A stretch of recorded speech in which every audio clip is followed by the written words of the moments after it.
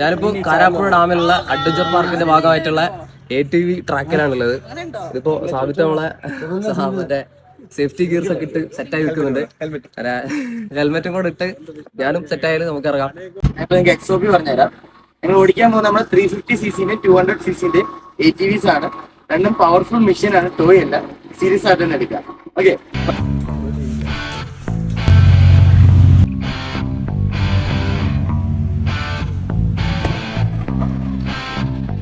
Ride start ചെയ്യാണ്.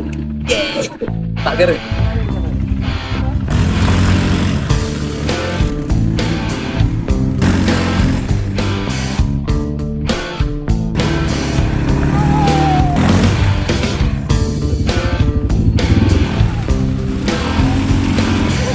അപ്പോൾ കാരാപ്പുഴയുള്ള ATV adventure ride നമ്മൾ കംപ്ലീറ്റ് ആക്കി.